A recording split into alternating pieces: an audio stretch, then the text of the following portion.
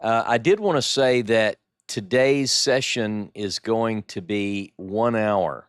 I asked Seth to set a timer because there are times when I tell members of my family, it'd be about an hour, and then 2 hours later, and I'm still rolling. So, but I do want to go with an hour today. So keep that in mind. It is noon here Central Time, whatever that equates to wherever you are. I know we have people in France. We have people on the West Coast, East Coast. So you do the math, and you'll see that timer. So just know that that's how long we have, and time your comments and questions and so forth accordingly. So I know that today, in some ways, some of you have heard some of this theory before, but one of the main things that I wanted to do was sort of put it out there that, obviously I don't lean towards what many would call this, minimalist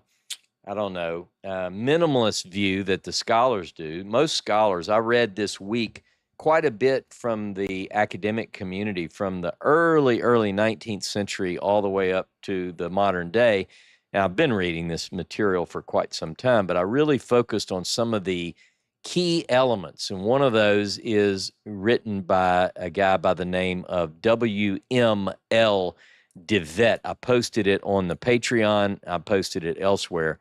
It is his Dissertatio Critica is the short title, but it's his dissertation on Deuteronomy itself. And since his time, almost without exception, scholars have said it is obvious, and I think I tried to present most of that today.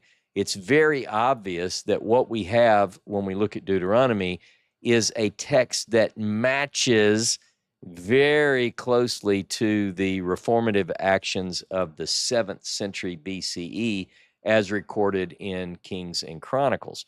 So anyway, but it goes into much more detail. I think it's 39 pages printed is the document that I posted. It's well worth the read. It is a bit dense. It's a bit stuffy. You know what I mean by stuffy? Sometimes academic writing can really be boring and dry and stuffy. This, honestly, touches that stuffiness. But at the same time, there's some really good information in that article. So if you didn't see that article, you can check it out on our Patreon. So I posted it there. And I think I posted it on the Discord as well. So you're able to get to it wherever you happen to check us out. So today's class is up for discussion, not only the class itself, but certain parts in that class. And so I'm interested in your insights. Okay, Todd and Angel, I'm going to unmute you here, I think. Shabbat Shalom, brother. Hey, Shabbat Shalom. How you guys doing? Doing great. That was a good class you had today. It didn't scare you guys off, at least. Well, it's a slippery slope you're going down, but we're still here. All right. All right. I ran across something this morning that I thought was interesting. It parallels what you're going with here. And this comes from the homily, the recognitions. Mm-hmm. Homilies 2, chapter 38, where Peter is discussing with Clement, and the caption is the corruption of the Torah. Right. And of course, who else would he get his information from? But I just thought I would just read just a little bit of it. I know time is of the essence here. For the scriptures have joined to them many falsehoods against Elohim on this account. The prophet Moses, by the order of Elohim, delivered the Torah with the explanations to 70 men, in order they might also instruct the people as they chose. After some time, the written Torah had added to it certain falsehoods contrary to the Torah of Elohim, the evil one having dared to work this for his evil purpose. Another one says, this took place in reason and judgment, that those might be convicted who should dare to listen to the things written against Elohim, and those who, through love towards him, should not only disbelieve the things spoken against him, but should not even endure to hear them at all.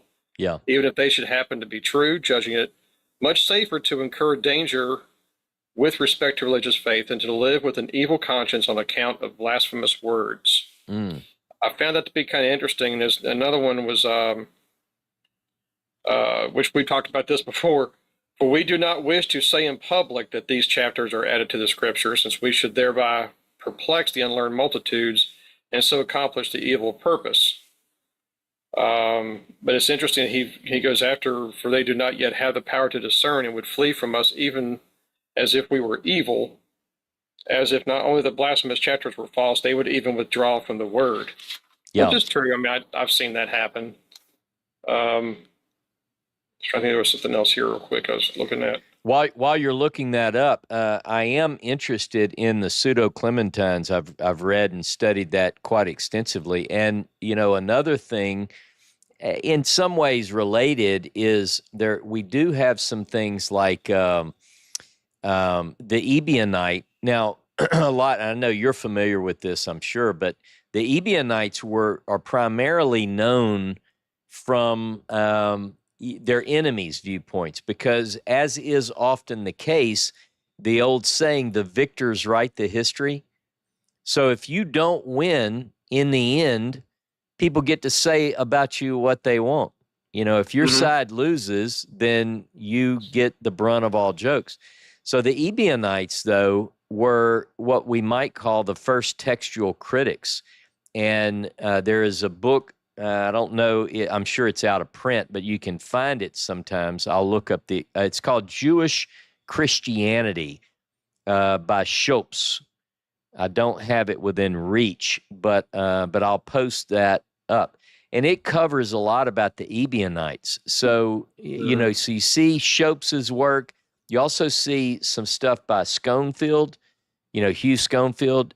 These guys, when they talk about the Ebionites, one of the things that the Ebionites say very early, like really early, is that certain false sayings have been added to the biblical text, basically. And when pressed, what are those? They say the sacrifices, the monarchy. These are big ones. Like it's not like you go, what do you mean these are false, attributed to the false pen? Well, the monarchy certainly is, right? Right. And I know people have different views on this. And look, it's not like I haven't heard all the arguments against these views, but some of the points that you're bringing up, this is not something new. I didn't just come up with these crazy harebrained ideas this week and say, well, I'm just going to whack out of the Bible whatever it is I don't like. I'm looking for what is that authentic message. Someone posted, one of the comments on YouTube was this, and it basically said, I think you, Ross, are just looking for an ingenious way to not do what Moses said. That's what they said. And I'm thinking, well, there's a whole lot easier ways to do it. Like, just don't do what Moses said. If that's my angle, just don't. Anyway. That's what the church does. So, That's right. That's right. Another interesting point. Yep. I'm sorry. No, go ahead. When you're reading, you're like repeating several different times of the place of his choosing, to bring the sacrifices and the worshiping and everything to the place of his choosing. First thing that popped in my head was Isaiah 66:1, where God doesn't dwell in temples made with hands. Yeah. So what place of his choosing is he even talking about? Right. Or is there a place of his choosing? Could that just be, again, something else added in to make the sacrifices legal or whatever, or realistic? Because when you kept repeating the all your heart and all your soul, that's when the homilies really got to me, with when Peter was talking about the falsehoods in the Torah, because it was all about the heart and the soul of it. Yeah. If you have anything, any love at all, let's see, there was one I saw here.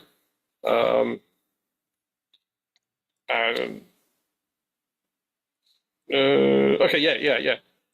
Anyone who possesses ever so little love to Elohim and accustomed to learning will be able to take in or even to hear the things that are spoken against him. Yeah. So, I mean, any kind of love or admiration that you have towards the Father, it should open your eyes and just keep yourself wary of what you're reading. Yeah. Well, Yeah. the Father gave us the ability to discern and to think critically. And um, a lot of that involves thinking critically about what we read, what we're taught, and um, being able to think critically and discerning what is true leads us to the Father. Yeah. No, I agree. I really agree. And I think when people won't look at, they won't consider, look, I mean, I know the fundamentalist view is I have 60, the Christian particularly, the Jews have a fundamentalist view too. They just have less books. But that fundamentalist view is this is the truth, the whole truth, nothing but the truth. And I have to derive everything I believe from all of these texts, even though it's impossible to keep all of those things for various reasons. You know, if somebody goes, well, you're wrong on the sacrifices, it was really always just a matter of the heart, you know, and I know where they go. I know all those verses too. So, but they won't even entertain the other view, right? Because they have blinders on and they're not thinking critically. So you and I see it all the time. And I started this critical look, this careful look is probably a better way to put it, when I was in Christianity. I mean, I really, really did. And so then when you reach, you say, well, I don't think I'm any longer a fundamentalist Christian. I don't know what I am, but I'm primarily going to base my faith on the Hebrew Bible. Many of us just say, well, I'm not going to look very closely here. We may not say it out loud, but subconsciously, because you think, well, my God, what if I find problems there? What do I do? But I think it's important, Angel, to your point, that we continue to be very careful and look at these texts and consider what happened and where do we find ourselves in these texts today and what do we do about it? Yeah, exactly. I think I might have cut you off, though, Angel. Oh, no, you're fine. Okay. That's all right. I do it all the time. You do it all. Well, yeah, but you do it all the time, but I don't want to get in trouble. I don't care if you do. I mean, I care, but I don't. All right. Well, hang tight. I'll bring you back up if you have something else. Damon, how are you? I'm going to give you a ask to unmute. Good morning. Shabbat Shalom. Hey, Shabbat Shalom. How are you? Doing pretty well. Sorry, I'm not presentable here, so I've got my video off. Well, I'm not either, but I have my video on, but go ahead. Anyway, you have a lot of interesting material that you presented in class today, but one thing struck me that you said, okay, well, you know, the centralization looks like it happened in Josiah's time. And I do think there's some evidence for that, especially Deuteronomy 16, where we see centralization with the Passover that wasn't there in Exodus 12. Yeah. So I definitely do see that. Right. But what I question is, was there any centralization before the time of Josiah? And do we have any evidence for that? For instance, even the tabernacle. Leviticus 17. Yeah, that's one of the things that I'm kind of wondering how much additional centralization happened in the time of Josiah. Was there none before? Was there some before? What's the overlap? Yeah. No, excellent challenge. Good point. And that's why I brought that into the class today. I touched on it. So the best thing to do is to look at and really carefully consider what we read in Leviticus 17, because directly to your point is the point that I brought up. Leviticus 17 is the closest we get.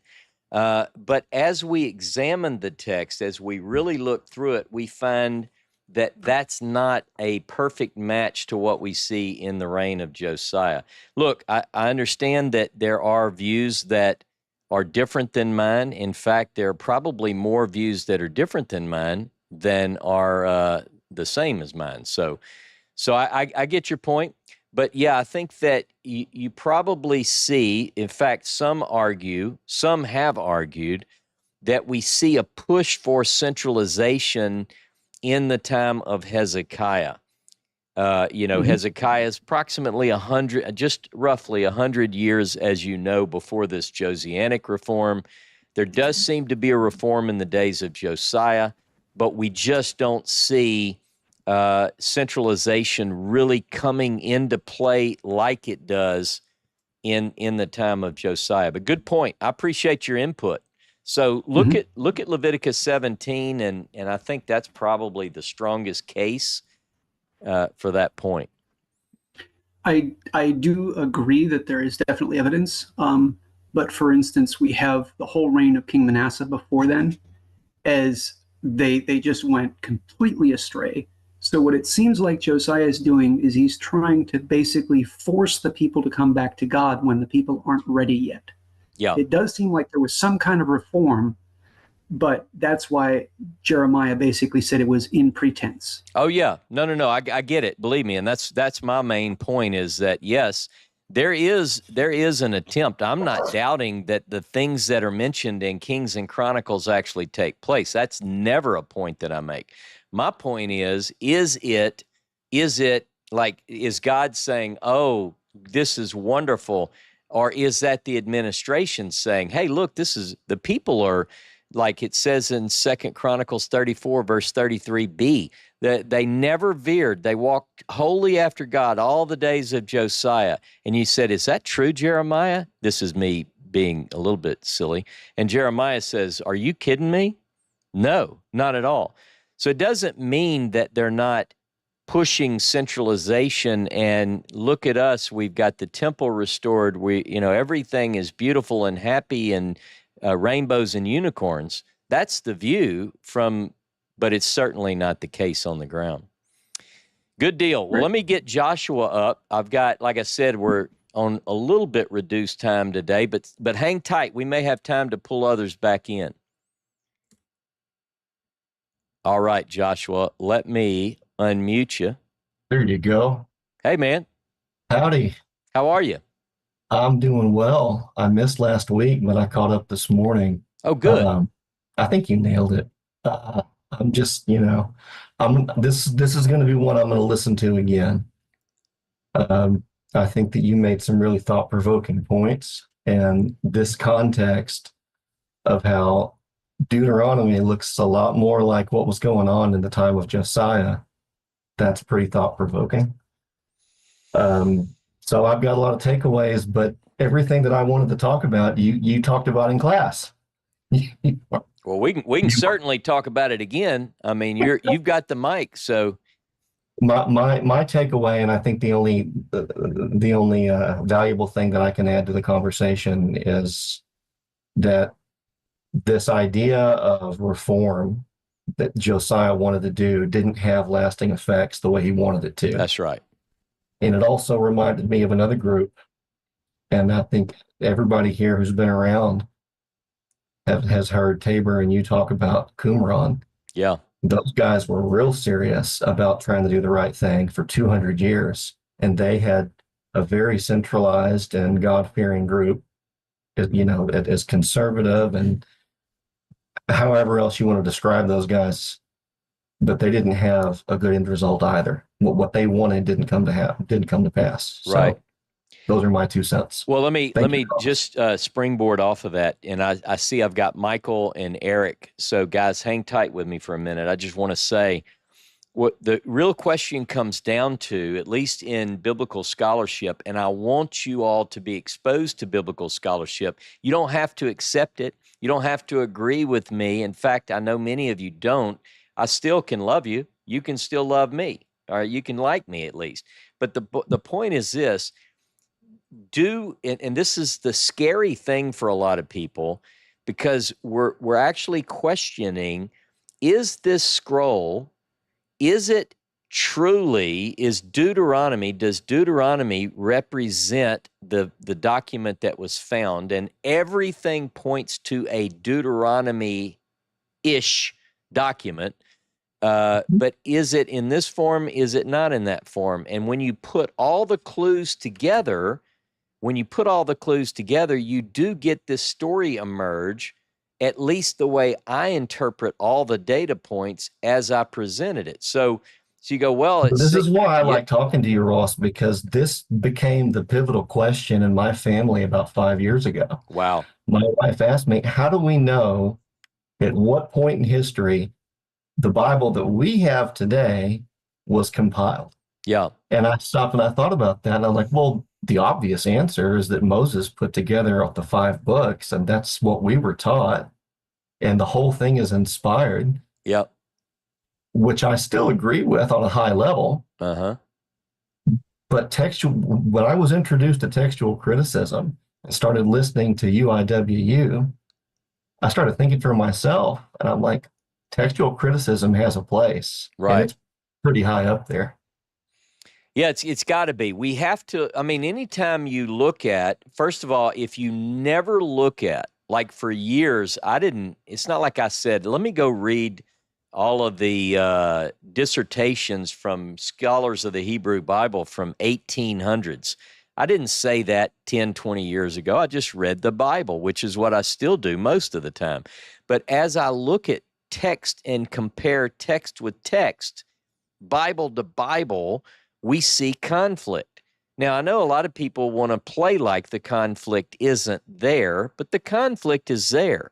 So, what we have to do is we have to consider all of this data and say, what is the most probable? What does the preponderance of evidence suggest? Agreed. And I think that's where we have to go. I mean, look, the whole thing about the monarchy, I mean, there is no doubt in my mind that I can show from the text, and we've taught classes on this and had these discussions. The Good classes. the monarchy is not Mosaic. Now, we can argue Clear. about a lot of things, but I think it's even edited again. So we have the story of Samuel, as I've said, but then I think it's edited again in the days of Josiah, and I think I can find it. I think that at that time where it talks about a copy will be produced, Mishneh Torah, I think that is the KJV, the King Josiah version. Um, I and I love have the idea, reasons. Ross. I can't wait for next week's class. Well, I can't either, and I don't even know what I'm going to talk about yet, but I can't wait to get into it because I've got books scattered. I made this place look presentable for you guys, but it looked like, I don't know what to say. It looked like a bomb went off in here because I've got books out and I've got several different things to do. So, by Well, the way, just yep. studying Deuteronomy is going to give us so much material and so many insightful ideas about the rest of the Tanakh and even the Christian writings as a whole. Yeah, I agree. I agree. And, and I'm beyond. Years ago, I got into this kick where I was like, well, I'm a Hebrew Bible guy. I'm not a Christian and I'm not really Jewish, but my faith is totally derived from the Hebrew Bible. If you pressed me on it, I'd say, well, the New Testament has these textual problems. But thank God Almighty, I'm free at last, free at last. I've got the Hebrew Bible, the whole truth, nothing but the truth, so help me God. And now I'm looking at things from a historical, critical approach. I have a faith. I have a personal faith with the creator of all heaven and earth. I love the Bible. I love my God. But at the same time, I will be honest with the text. And a lot of people get nervous about that. But this is Baruch Hashem. what we have to do, man. And if it gets scary, just take a deep breath, and buckle up. As we say, buckle up, Buttercup. It gets worse from here. Sounds good. Hey, all right, man. Take care. Tell Ruth I said hey. I sure will. From Seth, too. He's here. Okay, doke. All right, brother. Michael Gibson. I got you unmuted, brother. How are you? I'm fine, Ross. Shabbat shalom to you and everyone. Hey, Shabbat shalom. Thanks, by the way, for sending me the link the other day. I appreciate that. I didn't get back to you as I should have, but I'm doing it now. Thank you, my friend. Well, you're quite welcome. It helped explain what I was trying to get at. Anyway, I'll try to keep this short. I love what you're doing. I agree with where you're going, and it's interesting to me. It makes sense.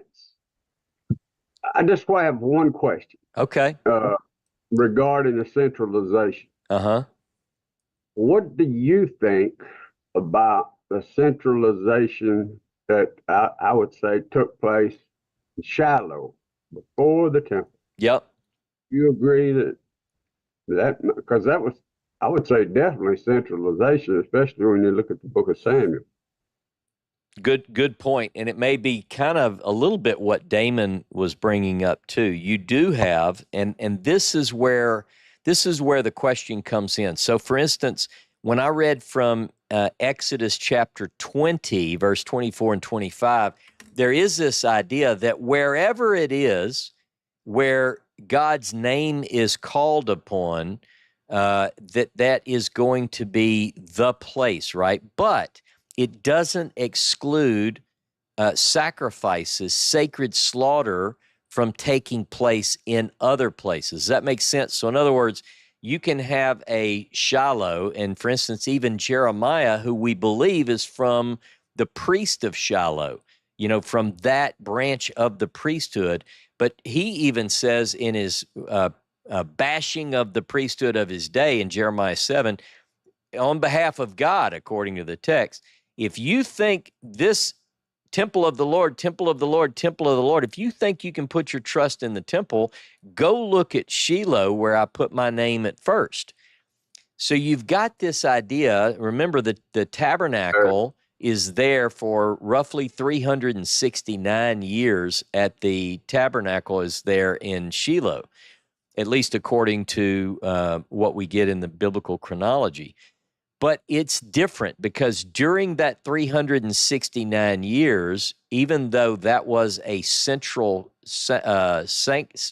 sanctuary, there was still other sacrifices going on around the countryside. What Josiah does, and really it's not as much Josiah, I don't think, as it is his priestly administration, who they really focus on, let's get all of that revenue coming into the headquarters, into Jerusalem, whereas that was not the case as far as we can tell in Shiloh. Does that make sense?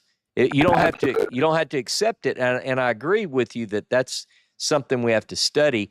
There certainly are progressions from the time they enter into the land until in Samuel 5 and so forth, where there's a push to go toward Jerusalem with everything.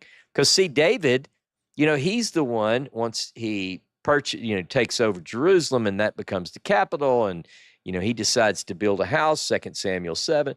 There's a drive to get us in Jerusalem, but it comes about in the days of Josiah.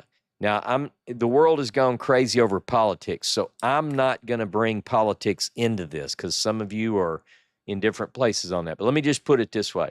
Let's say there's an administration who, for years, Republicans and Democrats have said, we're going to do X. And I'm going to use the biblical example, but I'm going to put it into American political terms. We're going to move the sanctuary to Jerusalem, right? And everybody says, yay, yay, and they vote the guy in, the guy doesn't do anything. And then they get another guy, he's from the Republicans, and he says, I'm going to move this to Jerusalem, and that doesn't happen.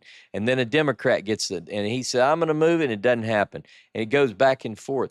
What Josiah does is fulfill that campaign promise, if you can let me say it that way to make sense in modern terms.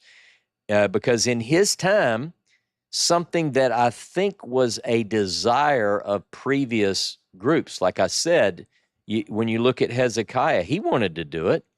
The difference seems to be we don't get any indication that Hezekiah had a scroll, right? It's one of the things that Josiah brings to the table that that wasn't existing before.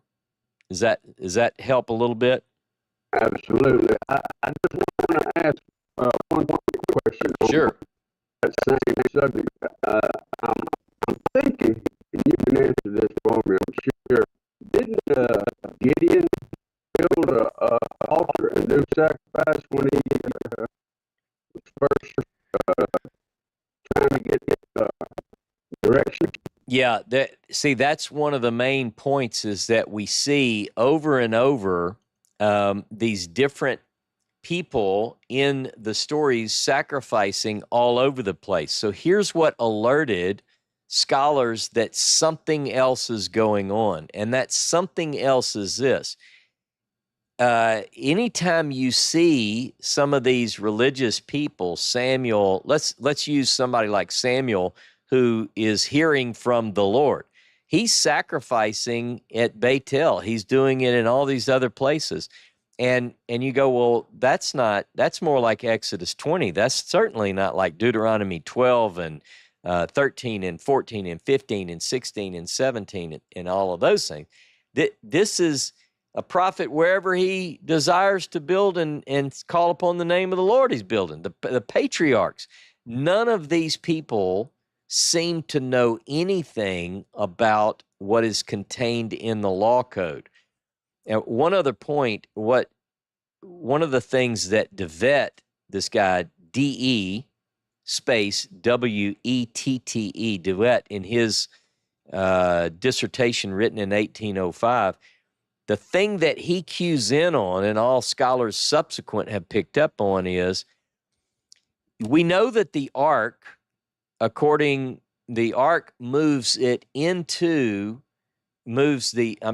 David and company moved the ark to Jerusalem.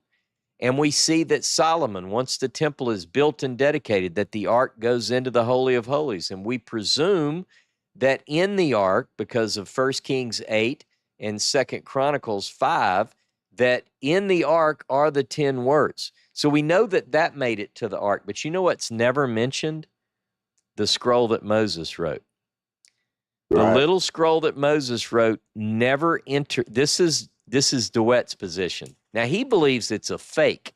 He thinks it's a deep state fake to get the people to buy into this revival that's going on in the streets that the prophets don't know about.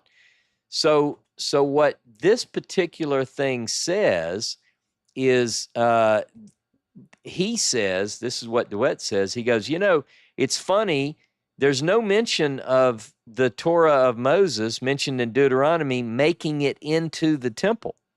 It doesn't say, and they brought the ark in, and oh, by the way, the scroll that Moses wrote was there as well.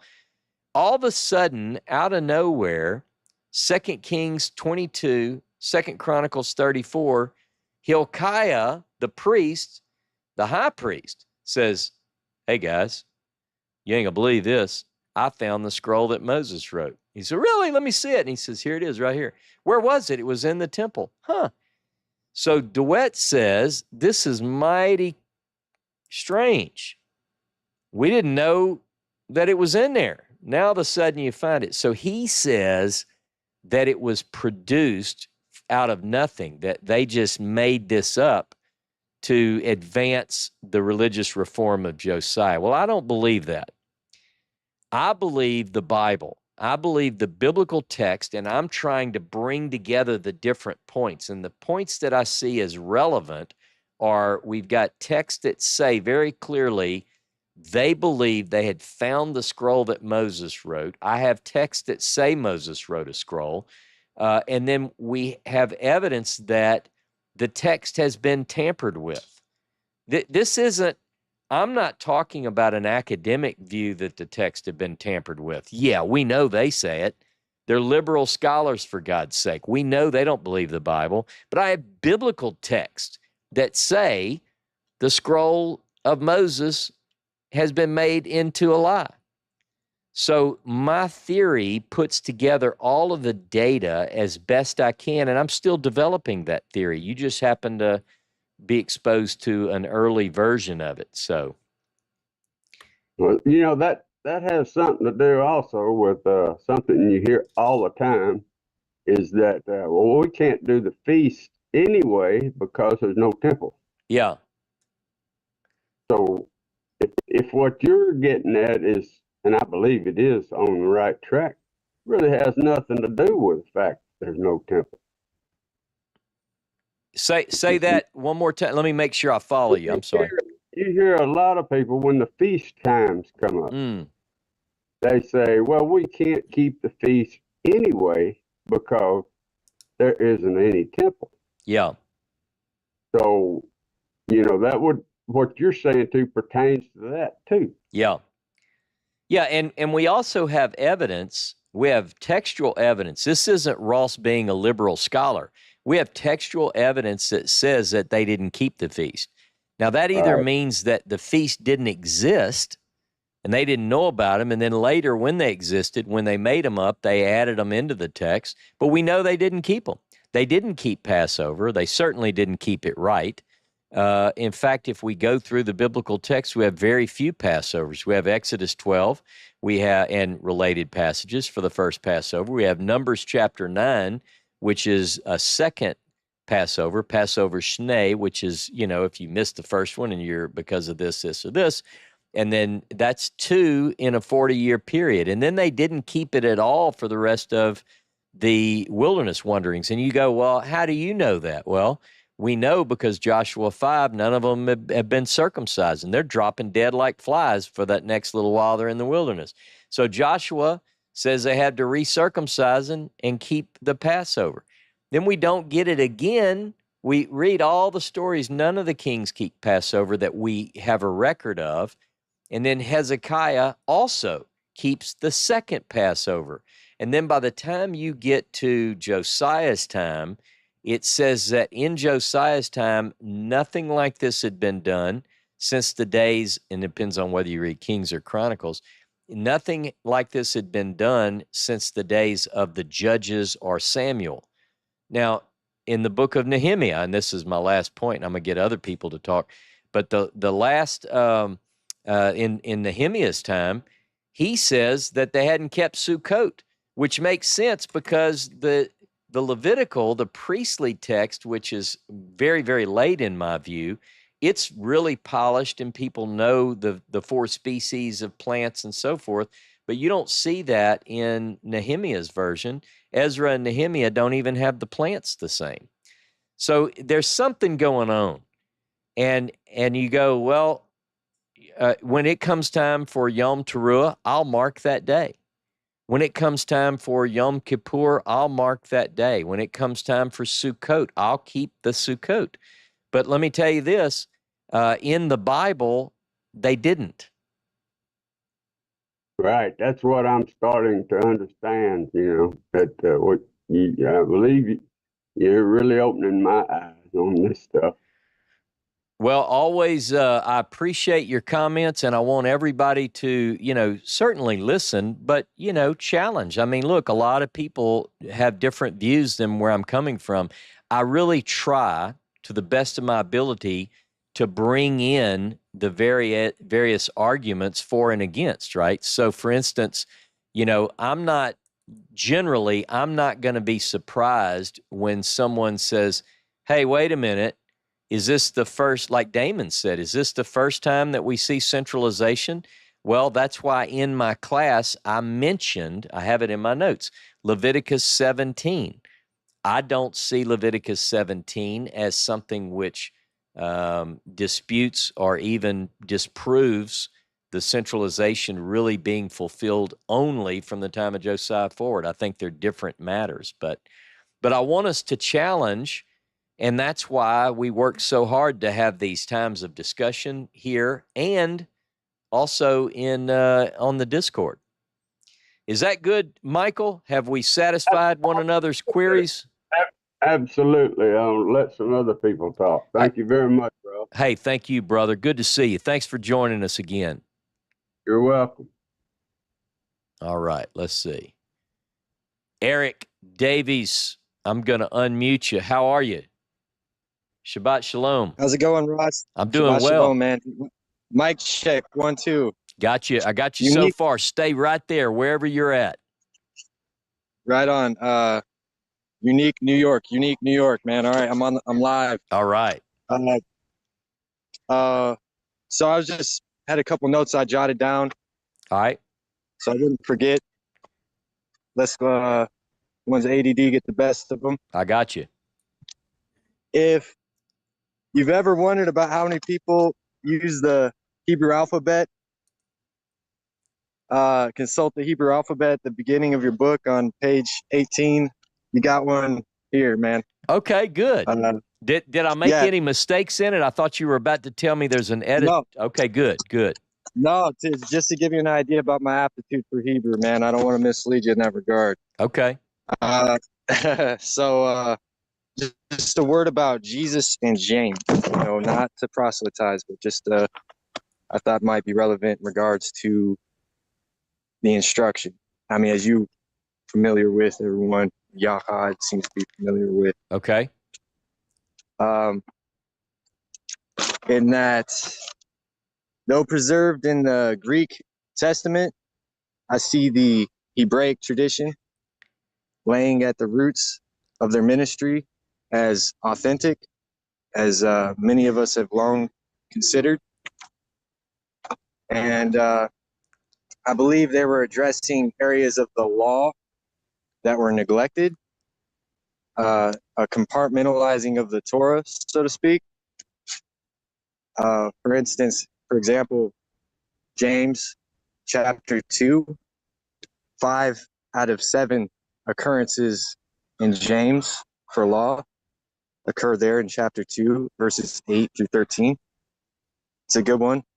There's a dialectic of the effectual doer versus the forgetful hearer, as reflected in the, Deuteronomistic passages of, you might be familiar with. But that was after the first occurrence in chapter 1, verse 25. I mean, the 5 out of 7 occurrences is after, and 8 through 13 is after chapter 1, verse 25. The effectual doer, forgetful hearer. That's in 125. Eric, let me jump in. Let me jump in just to make sure I'm following and all the viewers are following it. And before the final occurrence in James 4, verse 11, and that's the primary focus here. But I was just saying those 2, 8 through 13 or 5 out of 7 occurrences of law in James, interesting occurrences. Following that was after, of course, chapter 1, verse 2-5, where it's introduced as the law of liberty, the royal law, the law of liberty. And then in the conclusion, James 4:11, which seems to parallel Matthew 9, 13 and 12. I want mercy, not sacrifice. Quoting Hosea 6:6, of course. Yeah. And it says in 4:11 about do not speak against one another, brethren. He speaks against a brother, judges his brother, speaks against law, and judges of law. You're a judge of the law. You're not a doer. Eric. So that was an interesting passage. Eric. And that's about it, man. I got that's you. About it. I got you. Yeah. Okay, so can you hear me? I don't know that you can hear me. But, yeah, I can. I can hear you. Okay. Yeah, I'm probably breaking up here. Okay. So basically, you're calling attention to, just so I make sure we all understand, you're suggesting that although in the Greek, a lot of times I'm supposing that the word might be nomos, if I'm pronouncing that right, N-O-M-O-S, that it is in fact referring back to this law, like the original law. Is that your point? Well, yeah, that was how the law. Yeah, of course. I yeah. got you. They were using no. I was saying though preserved in the Greek Testament, the Hebraic tradition laying at the roots of the ministry was authentic. It's still there. I got you. Through that preservation, but they were. What I was saying primarily was how they were addressing a compartmentalization of the Torah in their time. Gotcha. Addressing areas of the law that may have been neglected. James 2, 8 through 13, and 4:11 that accounts for 6 of the 7 references to Torah. Yeah. Look at the references to Torah. They're saying this too is the Torah. Yeah. And as you see in the Moses scroll, of course,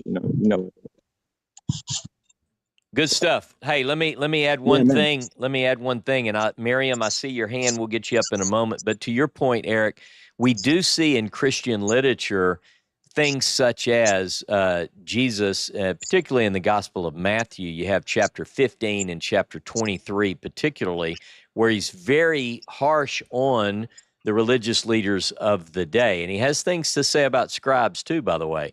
But one of the things that he really hits on is to keep some of these minutiae of the Torah religion of the day, but he says don't neglect the weightier matters. And I think, to your point, what we see not only among, at least as we see, if we're looking for the historical Yeshua, the historical Yaakov, Jesus, James, Jude, the brothers, what we see though is that there is a drive to pick up, as you called it, Eric, the neglected matters. What is that internal element of the Torah? I think a lot of times the critique of prophets, whether Hebrew Bible or for those that are Christian who espouse people like Jesus as a prophet or whatever, then what you see is that there is this idea that the critique is on the external element of religion and not so much the internal. So good stuff. Right, and then one more, Ross, real quick. All right. Consider all the ways of doing Torah that are doing maybe blessed. Gotcha. It's a good thing. Gotcha. And then one more thing. You keep saying one more thing, Eric. The Torah as a heritage, what many orphans have been missing. Gotcha. The Torah as heritage. And that's my last note. All right, brother. Thanks for your time. I got to get other people in. Appreciate you. Yep. Shabbat shalom, man. Peace. Later. Bye. Thanks for your time. Bye. All right, Miriam. Can you hear me, Miriam? I can hear you. Can you hear me? I got you. It's perfectly coming in perfect. Shabbat shalom to all. Shabbat shalom. Wonderful class today. Oh my, I have to go back and listen at it again because it was so powerful. And I have this one little question. Okay. That you touched on, and I did post on the YouTube, but they had the scripture wrong. So I want to correct it. In Deuteronomy 12:3. Okay. You talked about, and I think you talked about it, because I be trying to write stuff down and take notes because it's so scrumptious. It's like a meal. Yeah. And I don't want to miss nothing. Okay. But it talks about the Asherim. Yeah. That relating from ancient times to modern day times about Christmas trees? A lot of people have made that association, beginning with people like Alexander Hislop and some of that, where I remember years ago, Tyler's and I, many of you probably read his book, The Two Babylons, I think is the name of it. But anyway, a lot of people have associated this placing of a tree in a home or in a worship setting and decorating it. We get an example of this in Jeremiah chapter 10. They bring a tree, they set it up, and they, worship around it. This is me. Now, I know people are going to throw fake tomatoes at the screen because they believe differently than I do. This has nothing at all to do with Christmas. Whether a person thinks that Christmas is totally pagan or not, make those decisions on your own. But Asherim, these were very specific. These were idols, trees that were part of an ancient worship. And, even Jeremiah, he's talking about the actual idol itself. And he says, look, don't be scared of this thing. It's not going to hurt you. It's like if in Jeremiah's day, if you walked around to a shopping center and they had one of these and you'd say, I can't go in there because it's an Asherim in there. He's like, go buy your eggs and leave. Don't worry about it. Well, they probably didn't have to buy eggs then. But there have been those who've connected the two, Miriam, and that is a good point. But an Asherah, Asherim is plural. These are trees associated with worship, and we believe. Notice I said we believe that it has to do with fertility. Sexual type images is part of what we've associated with that. So hopefully that makes sense. But yes, in Deuteronomy 12:3, that's one of the texts that says to burn them. You know, don't do this to your neighbors. I just want you to know. But these laws, by the way, are when you're in the land. So in case somebody tears up someone's Christmas tree and they're interviewed by CNN or Fox, and they say, well, Ross said, I want you to know that these statutes you must diligently observe in the land, right? Not in Baltimore. Does that make sense, Miriam? Wonderful. One more thing. Yep. I stopped having one since 1996 when I first learned about Torah. Yep. And have no problems with that. My question, one more, is there a penalty or curse for this? For what? For having Asherim. Well, in the sense that an Asherim or an Asherah is a god, I don't think anyone alive today is worshiping Asherah. You know, that's just not happening. Even people who have a beautiful tree that's 10 feet tall with popcorn and candy canes on it, that's not an Asherah. So that's just not happening today. Does that make sense? That makes sense. But let me tell you, if you set up a tree and start praying to it, yeah, there's a penalty with that. So don't do that. Wonderful. Thank you. All right. Have a beautiful day. Just one little thing last. Okay. We have such a wonderful gathering of people. They are just there for poor Miriam that don't understand technology, struggle with it, trying to get in. I forgot this email. I had to click on That's that. all right. We got you here. And I finally found out. But I want to commend the wonderful group here. They are so helpful and loving. I get emails afterwards. Thank God for you all. Well, thank God you. bless.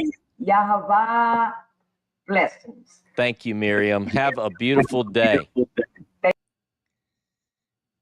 All right, you guys, you see, I just unmuted you, JJ, and I don't think this is like a ticking time bomb here. I don't think I could stop it if I wanted to. So 7 minutes, go, my friend. And you wait, let me unmute you. And we got Karen, so you only get part of that.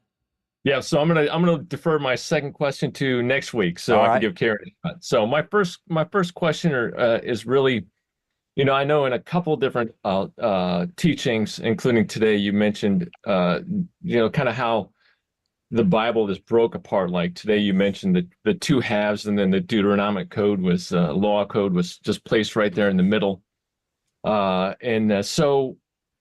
I know there's a theme of, or I understand the theme of like bookending stories and like a chiasmic type writing, how the text was structured or restructured, however we want to think about it. So I don't know if you wanted to mention anything about that. It's just my thought. Yeah, great point. And there are some who find great structure in our current Bible, and they would use that point, and I understand that. They would use that point to say, this is orchestrated at a very high level, Ross. This is, they would call it, even if not inspired, they would call it divine redaction. Like someone with a guiding hand that the Lord helped them to put it together so that this particular structure, as you mentioned, is evident. I don't believe that in that it doesn't have to be divine. I think that these authors and editors are quite brilliant. I think that they are very, very talented, and they put together the most incredible documents in all of history. Look, I believe that. So I think it can be both. I think that there can be a divine hand that orchestrates some of this, but I also think that just talented scribal practices are evident in this text, and some of that involves these things that we see now. I mean, look, someone can look at Psalm 119 and say there are 22 of these sections of 8 verses each, 8 stanzas each, and it's quite beautiful. Only God could do that. Well, I could see why someone would say that, but a talented writer can do a lot, and I think that's what we're up against. So, is that okay for now? Yeah, that's okay for now. I'll give it over to Karen. Thank All you. right. I know I didn't do as good a job as you ready. All right, Karen, let me unmute you. Hey, my friend, Shabbat Shalom. Shabbat Shalom. I just have a real quick question, and it's about Jeremiah. I've listened to your whole series Yep. on Jeremiah. And what I'm looking for is like an in-depth study of 30 and 31. And I didn't catch that in there, but maybe I missed one. You mean chapter 30 and 31 of Deuteronomy? No, Jeremiah. Ah, okay. All right. I did do one, but I'll either find that or it was on part of, let me see if I can think real on my feet. It was part to do with the New Covenant scroll, because I proposed that those 2 chapters are part of a work within the work. And Okay. so I'll find that. But even in the Jeremiah series, I think it's part of that. But years and years ago, when I first saw this Jeremiah scroll inside of Jeremiah, I put forward that's the idea, that's part of that scroll. So I don't remember if I called it the New Covenant scroll or something like that, but I'll look for that for you. Okay, great. Thank you. I'll make a note here. And that's all. Shabbat Shalom. Hope we get you out of here on time. That's it. Well, I think I've got to get out of here. I have 3 minutes and 33 seconds left. So if someone else wants to jump on, please do. Looks like we've got just a couple of minutes left. And again, I just want to, I think going forward, we might even do something like this, but we'll have other avenues, especially one of the things that I've really committed to do, because Seth and I are so appreciative of all of you. We really are. And what is so nice today is that we're able to do a lot of this because there's a group that are able to support everything we do, and that's the Yachad. And so we're going to do one of the things we're now having. Seth is very organized and structured, and he's got me in business meetings now to, not really business, but the Father's business. And we're talking about various things, where we're going from here. And one of the things that we want to do in order to say thank you is to have specific times where people that are in the Yachad have more time to pick my brain and talk and so forth. So, but we'll let you know more about that. But today, I think I'm going to be babysitting some grandkids, and so I've got. They told me, look, I know you always aim to be out in an hour, and usually that means 3. So I think that's why we're doing what we're doing. So we've got 2 minutes left. Who's got a closing comment? Who's got a thought? Dave Tyler, bring us in. I got you unmuted. Hey, brother. All right. What's happening? Hey, just one quick thing. We Patty and I are planning on reading the Moses scroll on the first Shabbat of Sukkot, according to the Jewish calendar. And if you want to join us, we're looking for people to take portions of it. It's a pretty short document to read, but we're just let us know. Some people here already wrote to me privately and said they want to do it, and it's not going to be a 20-hour excursion into it's I can read it really fast, but we'll read it at normal speed. Good. And it's going to be on I think it's October 18th or something like that. You can look it up. Outstanding. October 18th, when we do our Shabbat welcome. So we're not getting anything different. It's just us reading it. So beautiful. Anyways, I would just want to say that real quick, Ross. Hey, good idea. Thanks, guys. Look, I don't know what happens when we hit the magic minute, but I think it just shuts us down. So if that happens, I'll go ahead and tell you now, Shabbat Shalom, Shavua Tov. Thank you very much for your help and support and friendship, and we will see you later in the week. Stay tuned. We've got some things coming at you, and check out our store, if you will. Maybe not on Shabbat, but check it out. Seth is putting new products up in case you want some. Shabbat shalom. Love you guys. I'll see you next time.